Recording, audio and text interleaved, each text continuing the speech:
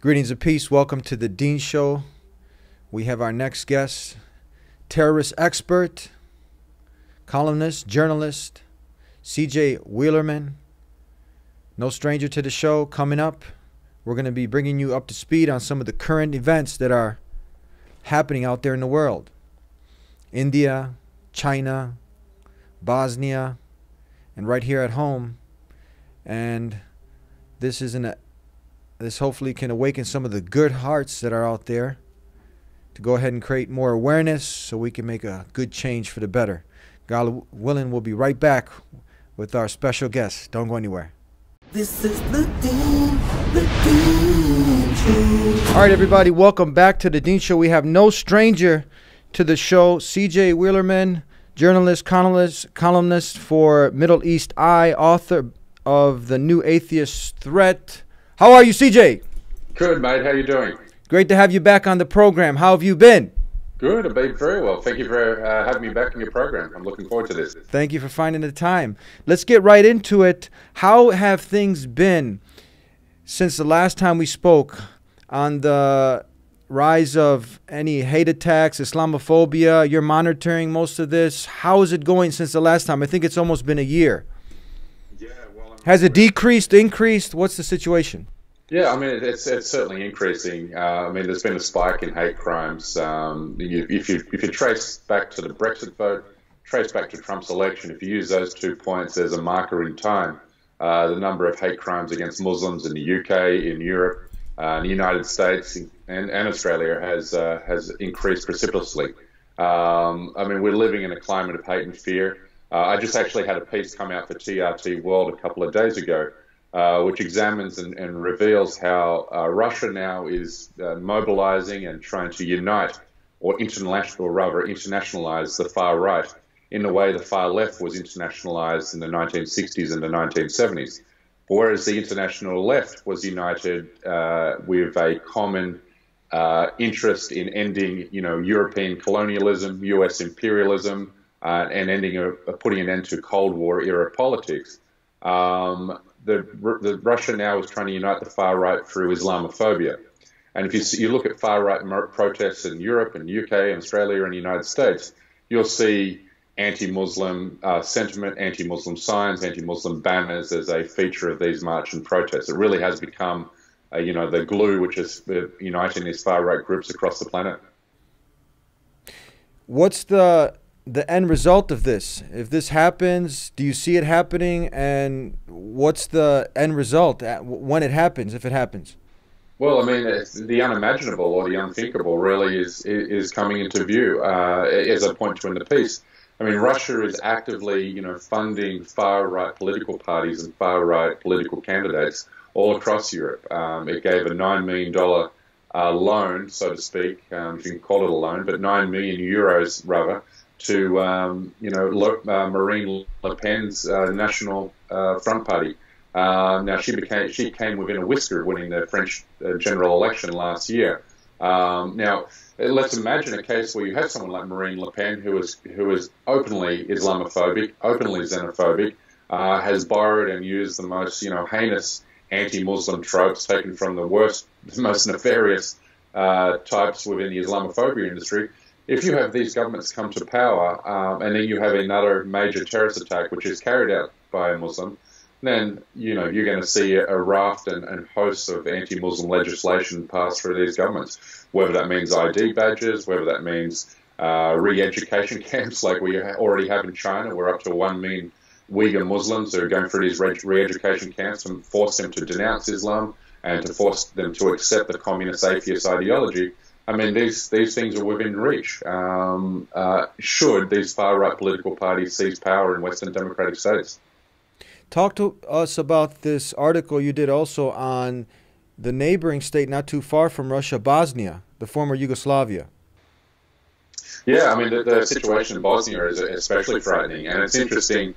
I mean, more and more people become familiar with my work. More and more people reach out to me and ask me to cover the issues which they're concerned about.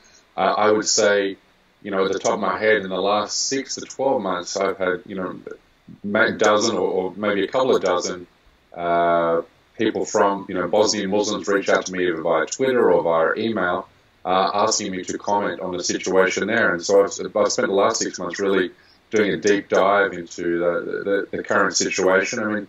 I mean, it's not a stretch to say that we're on the eve or the verge of another Bosnian Muslim genocide. Now, at the risk of sounding, that might sound like hyperbole to some, but again, Russia is using the same paramilitary groups it used in the Ukraine, the Night Wolves bikie gang. The Serbian Republic within Bosnia-Herzegovina. If you look at the leaders and the leader of that entity, that Bosnian-Herzegovina entity, they're openly talking about separating and creating either their own Serbian state or joining Serbia itself.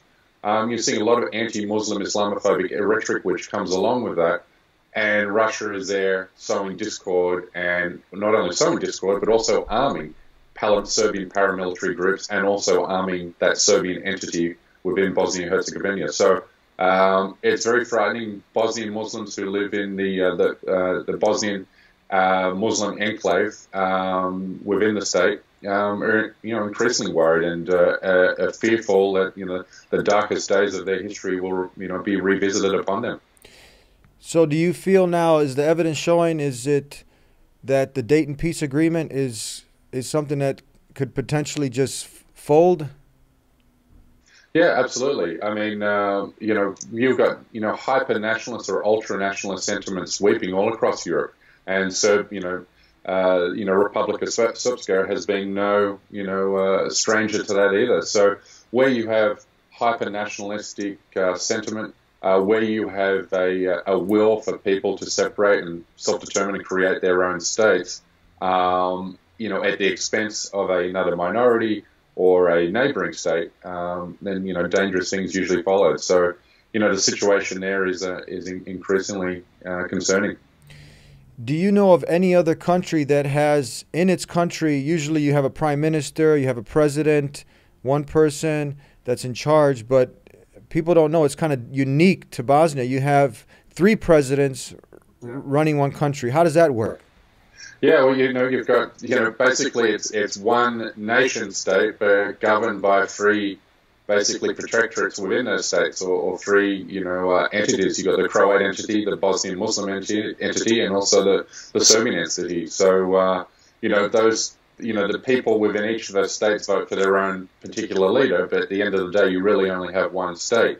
Now, that's fine and dandy, and it's kind of worked for the last, 20, 25 years to a point. But the problem is now with the Serbian entity, Republic of Srpska, being on the border of Serbia, Serbia has made no secret of the fact that they would like to claim that territory as their own, and also, and thus why they're whipping up, separatist sentiment within that enclave. Is this really possible, CJ? Because so much money has been invested. You have the economy things are starting to pick up, you would think. People who visited from, who know the situation from the past, if they go there, it seems like everything has been rebuilt. The things are functioning. Is this really something that's possible to happen again? Yeah, I mean, unfortunately, despite economic good times, you cannot prevent, political entrepreneurs who will use separatist and ultra-nationalist rhetoric that demonizes a minority or a certain ethnic group, for the purpose of mobilizing and seizing political power. And so, in that republic, you do have that sentiment going, and people will, and also states act in a way which is not in their best interests, for short-term political gain, at the cost of, the well-being of the state going forward. Is this something that the U.S. would have any control over or would allow, because the U.S. was there as the peacekeeping force? Would they allow something like this to happen? Well, they certainly allowed the first genocide to take place in Bosnia-Herzegovina. It took a long time before Clinton, intervened there. In fact, European leaders turned their back on the genocide which was taking place because, let's be honest, Muslim lives don't matter, in the corridors of European power. So, they allowed the slaughter to take place. There was a long period of political inaction. Clinton's hand was forced eventually, and he eventually intervened. But, we now, Donald Trump is not Bill Clinton. And we know how Donald Trump feels about Muslims and the Muslim world. He's completely indifferent, if not hostile, to that. Now, what he also, came into power on a supposed non-interventionist promise, and his political base really doesn't want him to engage in foreign military actions, despite the fact that he's carrying out military action all across the world right now. But to be honest, I can't predict how Trump would react if another genocide was to take place there. Wow, this is really sad to hear that after all this time that something like this can erupt again. And one last question on this topic. For the people that don't know, is it true that this was the greatest genocide that happened after World War II in Bosnia against Muslims there? Yeah, exactly. I mean, it was, Europeans' second Holocaust, or Europe's second Holocaust within the 20th century. Only 40, 50 years after the Second World War. It's those ill feelings, that communal and sectarian ill feeling remains in these states, but also it's being fueled by these hyper nationalist sentiments throughout the region. One more. I'm sorry, because you mentioned Holocaust, and that's something, obviously, this sad, tragic event that happened, and it's talked about so much in the essence that it doesn't repeat again. Why don't you hear much about the Muslim Bosnian Holocaust that happened against Muslims so it doesn't repeat again? Yeah, I mean, the words never again have rung hollow for a long time. We allow genocides to take place all across the world. I mean, what has the international community done to stop Myanmar's campaign of ethnic cleansing against 1.2 million Rohingya Muslims? It's done nothing. What is the international community doing against China's effort to ethnically cleanse up to 12 million Uyghur Muslims at the moment? Nothing. I mean, not only is the world, and you've got Rwanda and genocide, which certainly didn't have Muslims involved, but if you look at the track record of the international community stepping in to halt genocide where the majority of the population is Muslim, it hasn't been coming. We can also look at Syria. What has the international community done to halt, Assad's killing of and displacing of up to 12 million, mostly Sunni Muslims in Syria? Speaking about, you mentioned China. Talk to us about some of the things like the GPS. You write about you're creating awareness about many things that are going on there. But for people who are ignorant to what is going on, there's many events unfolding. Can you bring us up to speed on that? Yeah, I mean, it's particularly tragic what's happening in what was East Turkestan in the far western region of what is mainland China. East Turkestan was actually its own nation state up until 1949. Then China invaded and occupied the region and has occupied, that part of China. Well, what really isn't China has occupied East Turkestan ever since. Now, for a long period, the Chinese government left Uyghur Muslims in that region pretty much to their own. But things sort of changed in the 1980s, and China began a crackdown to snuff out any effort by Uyghur Muslims to recreate or to throw off the Chinese occupation. And then you had the War on Terror, the U.S. War on Terror, which started in 2001.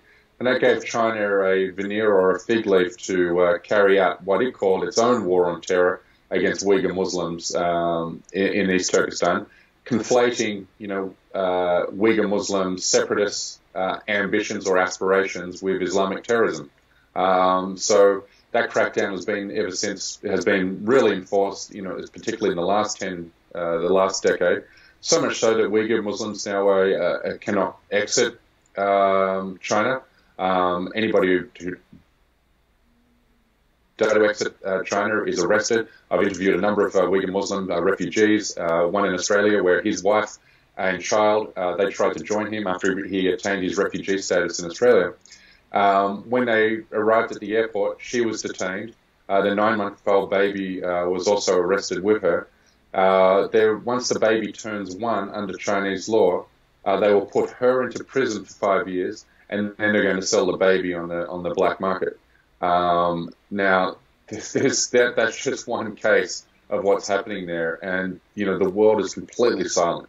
Now, for other Uyghur Muslims, their cell phones are tracked. Their cars are located with GPS tracking devices. If they want to move out of East Turkestan and maybe go to Beijing or Shanghai, then they have to seek a special permit to do so.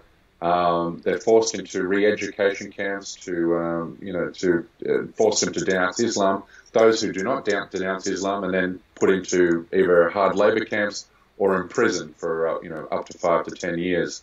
Even Uyghur Muslim families are forced to have a Chinese communist representative in their home for Chinese nationalist holidays as part of indoctrinating them to the Chinese state ideology.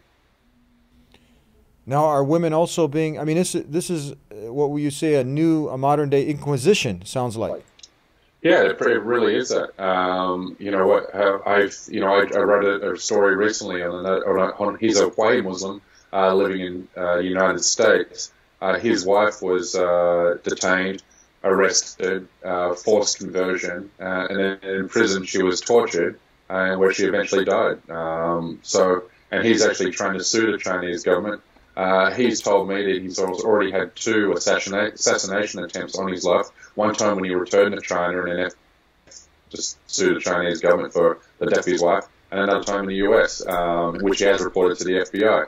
When I asked him for details of how they tried to carry out these assassination attempts, and he said that the Chinese government are very good, particularly their intelligence agencies, at making a traffic accident or making an assassination look like a traffic accident. He believes that 2 attempts on his life were done in that manner. I heard women are being forced, not only, as you said, forced conversions, but to leave Islam. I heard that they're also being forced to marry to have forced marriages to what is it, Communist Party members? Yeah, communists to some people who are Chinese who subscribe to the communist and atheist ideology. There has been stories of forced marriages. To the extent that that's happening, I'm not exactly sure. I can't give you the numbers, but I have heard anecdotal accounts of that happening. But I mean, families are being separated all the time. I mean, even now, the police, Chinese police in that province, have these new smart glasses. So they wear these glasses which pick up facial recognition, identify facial recognition. That feeds back into a database, and they can identify a Uyghur Muslim on a train, on a bus, on a plane, even walking in the street. And if that Uyghur Muslim is wanted for any reason, it could be a parking violation, then it just gives them an excuse to make the arrest, force them to a re-education camp, and then they're processed accordingly. Wow, this is just so amazing to hear. It's so incredible. You can't wrap your mind. People are sitting at home here and enjoying many of the things that we have. We're not thinking about outside of the box, what's going on in the rest of the world. But this is in our day and age. This is actually happening. What can people do? What can people who have a heart? They want to make a change. What can someone do to speak out against this? What do you suggest? Yeah, I mean it's very frustrating because I mean even what's interesting is not one single Muslim leader of a Muslim majority nation state has offered one word of condemnation of what China is doing against the Uyghur Muslim population. And that's for a very simple reason, is China's economic power is so vast and so strong that so many nation states have become interdependent or dependent on the Chinese economy. And they fear that by speaking out and denouncing what China is doing in East Turkestan will result in economic punishment, a loss of trade, a loss of foreign or Chinese investment in their states. So the international community at the nation-state level is completely frozen on the Uyghur Muslim issue, and it's really only left to activists. The only people who are making noise about this are actually Uyghur Muslim refugees who have been fortunate enough to escape China.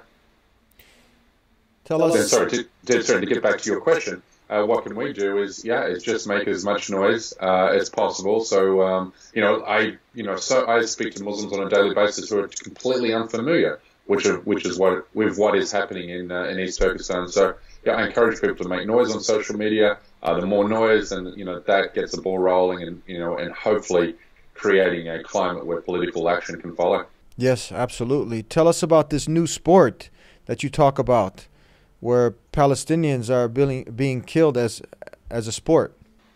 Yeah, I wrote a piece in the New Arab a couple of months ago on this. I mean, I've been to the West Bank and Gaza, West Bank and Israel a number of times, Gaza just the one time. But and other journalists have documented this over the years, that, Israel does shoot Palestinians for sport. I mean, I haven't witnessed myself, but Chris Hedges is a Pulitzer Prize winning journalist. He was in a refugee camp in Gaza about 15 years ago, and he saw Israeli soldiers play what they call a game of cat and mouse. So they go to these refugee camps, they set up in their jeeps, and over a loudspeaker, they will, say, your mums are whores, we're going to rape your mother, stuff like this, to entice Palestinian kids to come out and start throwing rocks at their jeeps or their tanks. When the Palestinian kids do that, then they return with live fire. And he witnessed Palestinian boys being killed. And Chris Hedges told me this story himself, and when I had him on my own podcast. I haven't witnessed that, but the videos that we've seen out of, coming out of Gaza since the Great Return March, began, several months ago. I mean, I posted a video yesterday of a Palestinian, young man pushing a wheel through what is, we're inside the Gaza perimeter, and was picked off by an Israeli sniper. We've seen videotape emerge of Israeli snipers high-fiving and celebrating every time they shoot an unarmed Palestinian journalist or a Palestinian medic or a Palestinian kid or a Palestinian woman. And not only that, we also know, from the 2014 siege of Gaza, there's a hill just outside of Sadorat, which is just beyond Gaza itself. This small rising hill is an ideal location where people can pull up a car and watch from the safety of this hill as Israel uses live fire against Palestinian protesters, and also as Israeli warplanes drop their ordnance on Gaza. It's a real it's one of the sickest and most depraved things that you'll ever witness in your life. But killing Palestinians has become a form of almost entertainment for even the Israeli military, and also the most hardened far right supporters of the Israeli government. And this is another thing that you advise people to create awareness, to make noise about. Yeah, I mean, there has been a lot of noise made about the Palestinian cause for decades now, and it doesn't seem to have made much of a difference. And that's because the United States is Israel's #1 protector. I mean, if you took away the United States, then all sorts of veto and sanctions actions would have been enforced against Israel at the United Nations, because the US has that veto power, being one of the 5 members of the permanent, one of the permanent members of the Security Council. Action has been stymied and blocked. Now, political winds are changing in the United States. Whereas the Democratic Party was in unison in their support for Israel, that is breaking away. You now have a fissure within the Democratic Party where you have the old stalwarts like the Nancy Pelosi's and the Chuck Schumers, established Democrats who have been around for a long time. While they still openly support Israel, it's the progressive wing of the Democratic Party and younger Democratic voters, particularly millennials, are breaking away from Israel and denouncing Israel's occupation. So what you're going to see in this country in the next 5 to 10 years is where the Democratic Party is openly condemns and opposes the Israel's occupation of the Palestinian territories. And when we get to that point, and you have a democratic government back in power, you'll see action against Israel. I mean, Obama made action against Israel right in the very last few months of his when he denounced the occupation at the UN through the US Ambassador Suzanne Rice. So, we're going to see a stripping away of that support. You're going to see Israel become a wedge issue at the national political level. And once that happens, really, the days of Israel's occupation are numbered. What about India? The genocide alert in India. Can you bring us up to speed on what's going on over there? Yeah, it's what's happening in India. It really is. I tweeted that out, recently. As a genocide alert, you have members of India's ruling party, the BJP, openly advocating the killing of Muslims. Now, if they're not feting or celebrating those who Hindu mobs who carry out lynchings and murders of Muslims. Some will go out and endorse it. Some will say nothing. But almost no no figures within India's ruling government, within ruling party of the government, condemns these attacks. We've seen a spike of lynchings are happening now on a daily basis. In the province, in the northwestern part of India, you have the province Assam, where India have effectively wiped off 4 million Muslims off their voter rolls or citizenship claims, depriving them of citizenship claims. And you've also had members of India's ruling party saying now if they don't leave and go back into Bangladesh, but these families have been there for 50, 70, 100 years. If they don't return to Bangladesh, when Bangladesh didn't exist back in that time, then they'll be shot and killed. So India's you also within India's ruling party, you have what is called the RSS, which is the world's largest non-governmental organisation, and that organisation is about 1.5 million strong, and it provides the political DNA to India's ruling party. And within that, their rhetoric is their ambition is to turn India exclusively into a Hindu fascist state where there's no room for Sikhs, Muslims, Dalits, Christians, etc. Couple more questions. CJ, can you tell us, you've just done a piece also on the coercion of Muslims, turning them into spies here in the U.S. Can you talk about that? Yeah, whilst it's been documented reasonably well up until now that there's been instances of the FBI coercing Muslim Americans or Muslim immigrants into becoming or to spying, trying to convince them to spy on Muslim communities, turning them into government-paid informants. What hasn't been known until now is the extent and breadth of this effort. Every single day, the FBI is walking up to, knocking on the doorstep of Muslim-owned businesses, Muslim-owned homes, Muslim-leased properties, and asking whether Muslims are prepared or willing to spy on their friends, their family, their neighbours, their communities. And more specifically, it's without a target given. So this is a part of a mass surveillance program. Now, when a Muslim rejects the offer, which in one of the cases I reported in my piece, Mr. Tanvir, he worked at a 99-cent store in New Jersey. Now, FBI agents turned up to his place of business and asked him to, become an informant. He declined. He said that would go against the principles of his religious faith to spy on his, fellow Muslim citizens. When he declined, they became increasingly aggressive towards him. They returned, threatening him that they would change either his visa status or his residency status or that of his family members. Nothing happened. He left it at that, and he didn't hear back from him for several months. Then he tried to board a flight to Pakistan to visit his unwell mother there. When he boarded the flight, U.S. immigration refused or denied him to board that flight.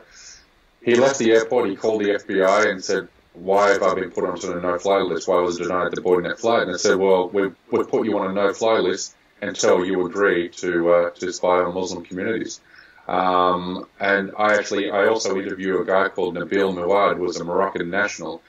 He actually represented the Moroccan Junior Development Squad when he was a teenager, came to the United States when he was 17 on a student visa, and then applied for a position on the University of Florida's soccer team. He gave the coach his scouting tape, which that's the only copy he had, was on VHS. That was his pride and joy. His whole life is basically this videotape. He went to return several weeks later to pick up his tape and also asked the coach what he thought of his scouting tape, etc. The coach explained that the tape had gone missing and they'd lost it. And he gave him a chance to look for the tape, came back several days later, and they basically shrugged their shoulders and said they didn't know what a tape was. He obviously, in a moment of fit and rage, he threatened to assault his soccer coach for losing, his most important possession in life, and he was reported to the FBI. Now, as I said in the piece, if he weren't a Muslim, that story would have stopped and started there. A young man distressed by the fact that he'd lost something that was valuable to him, an argument ensued, and that would have been the end of the story. But because he was Muslim, he was reported to the FBI. He was arrested on terrorism charges. He was in prison for, I believe, about 3 months, kept in solitary confinement 23 hours a day, denied, they would refuse to tell him which direction Mecca was. They refused to allow him access to a Quran. And then periodically, he believes, at least once a week while he was in prison, either an agent from the FBI or Department of Homeland Security visit him, trying to coerce him into becoming an informant and promising he'd be released and have his, visa status upgraded. He, like Tanvir, the early example I gave, denied their request and said that would run counter to his faith.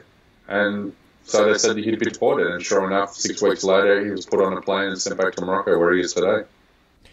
Last time I spoke, I believe I understood that you were studying extensively this area of terrorism. And do you see Muslims as being a national security threat, that Islam is producing the most terrorism, or Muslims are to be feared, that there is a growing threat of Muslims in the United States? Is this fact or fiction? It's total fiction, and everybody in counterterrorism circles knows this. But there's a difference between what we in the terrorism academic world subscribe and what actual politicians put in place. There's always a disconnect between policy and politics. So it plays well politically right now to demonize Muslims and to put policies in place which target and discriminate against Muslim communities. Unfortunately, you have the Islamophobia industry, which has crept into law enforcement agencies like the FBI. We know for a fact that several members of the Islamophobia industry have actually given presentations on Islam to FBI agents, and in their presentations, they will erroneously claim that Islam is a gateway to terrorism, that there is something in the Islamic text and scripture which promotes violent extremism, which clearly it does not. So when FBI agents leave these training consultations with that kind of belief that basically says that Islam is a gateway to terrorism, then they'll begin viewing every Muslim as a potential terrorist. And our counterterrorism policies that are currently in place do kind of subscribe to that belief, which is why we have mass surveillance against Muslim communities and why law enforcement agencies are trying so hard to recruit Muslim informants to spy on these communities. How can this have gotten so far based on a lie? I mean, this is factually incorrect. The statistics don't show it. It's totally false. You said it's fiction. How could you will not find a single person. I mean, I have an undergraduate degree in terrorism. I'm doing a postgraduate degree in counterterrorism. You will not find a single individual within the terrorism academic discipline who believes Islam has any relationship with terrorism whatsoever. But we academics aren't in charge of policy, and we're certainly not politicians. So this is happening because we do have, the Fox News effect, which whips up, fear of Muslims. We have Donald Trump, who leveraged fear of Muslims and Islamophobia to come into office. I mean, his very first act as a politician was to smear America's first black president as either a Muslim or as foreign born. So people have been whipped up into fear because of the Islamophobia industry, because of political opportunists and entrepreneurs like Donald Trump, to believe that there's something inherently violent in Islam, and it is turning Muslims into terrorists. And that's why we have these policy prescriptions which are in place at the moment, even though it is not only counterproductive, but, patently false. In fact, since 9/11, terrorist attacks carried out by right-wing extremists have outnumbered terrorist attacks carried out by Muslims on a scale of 3 to 1. But nobody is calling for the profiling Trump supporters. We are, the FBI is not trying to, recruit Trump supporters as informants to spy on other Trump supporters. So you as a terrorist expert, would you say that Sharia or Muslims are the greatest threat, as we hear expounded many of times, to our freedoms here in America? If not, what is? Well, I mean, what is the greatest threat to our freedoms right now? It's certainly not Islam. It's hyper-nationalism. I mean, America, all of the Western world is being swept up by hyper-nationalism. We're returning to, the type of atmospherics that we had on the eve of the Second World War. Whereas you had the end of the Cold War, and there was a look outward. There was, I remember when the Cold War ended, and we thought, right, that's the end of the nation state. We're all beginning to become one global community, global citizens with a global outreach, a cosmopolitan type of look. With Europe, you had to break away. I mean, in the Cold War, to get from one European state to the next, you had to pull out papers and go from one, border checkpoint to the next. Now all those borders melt away, and we thought that really was how the world was going to look going forward.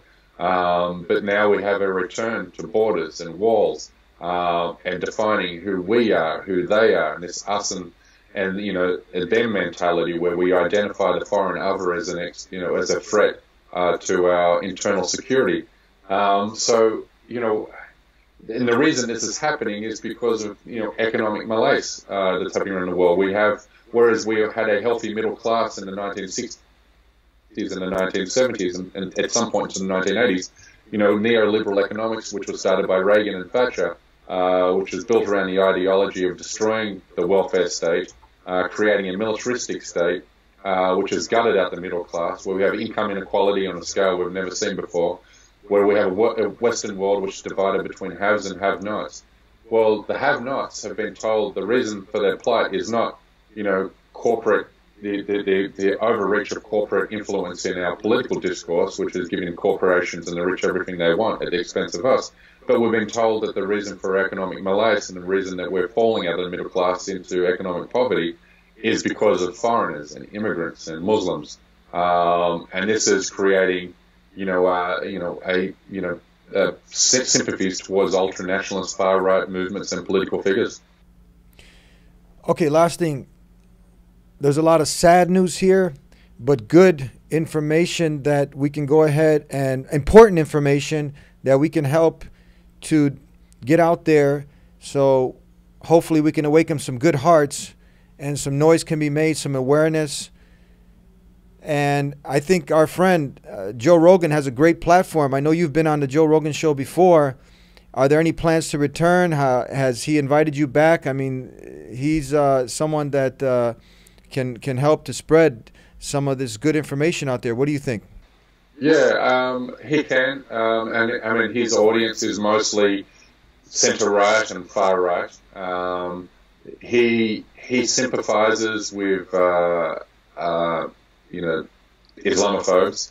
He's a close friend of someone like Sam Harris.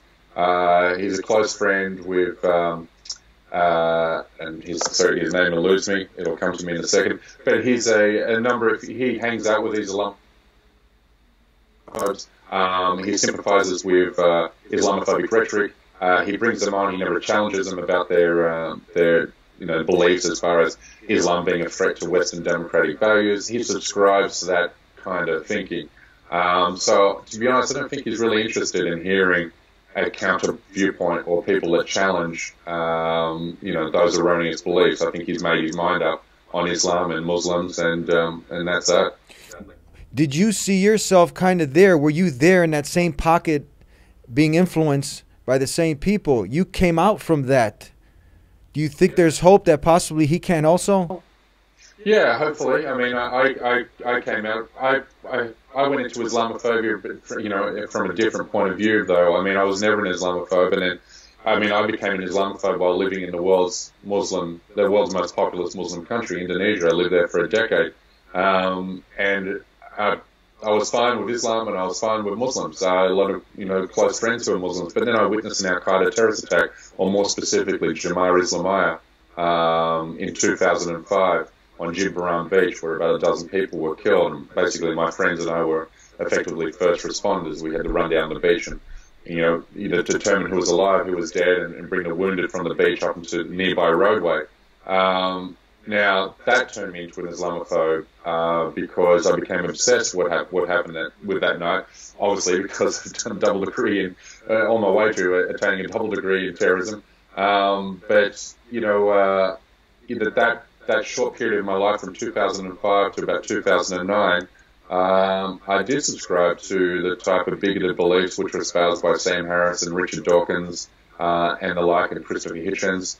But then when I pulled myself out of it by researching Islam, and I did that on my own because I wrote a book on the Quran and I wrote a book about the life of the Prophet Muhammad.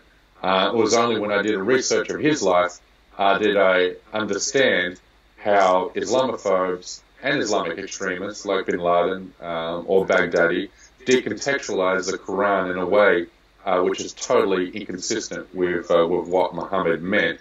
And you can only understand what the Prophet Muhammad meant when you understand his biography and his life and where he was at any given point in his life.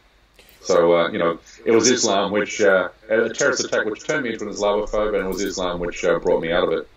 Joe Rogan, right now, we'll get him this direct message, God willing. And now you're sitting across from which guest can you picture in your mind on the Joe Rogan show? If he, when he hears this, to set it up, who would it be? It could be any host of them. There's so many now. He's had, any number of guests he's had on before. I'd be happy to sit across. You're ready to go. You get the call. You're ready to come back on and challenge some of those falsehoods. Yeah. Oh well. There's Sam Harris. There's Richard Dawkins. Doesn't matter. It doesn't matter. Anyone he picks. Okay, we call it Sam Harris, fine. Sam, okay. CJ, we appreciate the wonderful work you're doing. Thank you so much. Yep, thanks for having me on. I really appreciate it. How can people now, if they want to follow some of your work, you have a podcast also, please tell us about that. Yeah, sure. The best way to follow me is on Twitter at CJ Werleman. That's CJWERLEMAN. And I have a podcast called, which is Channel the Rage. You can find that on iTunes. We've now done about 54, 55 episodes. The whole purpose of the podcast is to give a voice to the voiceless, or rather Muslim victims of the global war on terror and discrimination. We have guests who can dial in from Muslims from India, Muslims from Myanmar, Muslims from, Uyghur Muslim refugees. We've had a number of those guys on. It's trying to reveal what's happening around the world, stories about Muslims that, Western media refuses to tell. Keep speaking truth. Thank you very much. It's very nice, an honor to have you back on the program. God willing, we'll meet again soon sometime. For sure, mate. I really appreciate it. Thank you very much, CJ, for being with us here on The Dean Show. We really appreciate you speaking the truth and being out there on the forefront, creating awareness. And we just got to hear some very sad news. It reminds us that holding on to this Dean will be like holding on to the hot coals, as it's been stated. And you see that the people who have been made to look like those who are causing terrorism, havoc on the lands, are the people who are the most oppressed, the Muslims.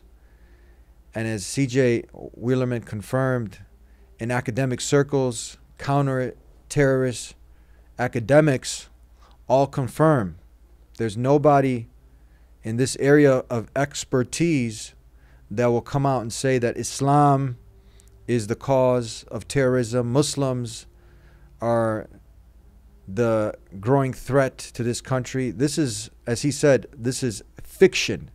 This is false. But you do have a true narrative that's out there, people who are trying to create dissension through fear, through your ignorance. So make sure that you get informed on what Islam is, what Muslims are all about here at The Dean Show. Send us your questions. We have a live chat box. We have a phone number, 1-800-662-ISLAM. In this day and age of misinformation, you got to be careful what you're looking for. you know they'll attack you. You go out there looking for hate, you're going to find it. And then those cookies that they have, they're going to keep sending you more and more. But you have to make a commitment within yourself. I want to know the truth. I'm going to be what? Genuine and sincere in that quest for the truth.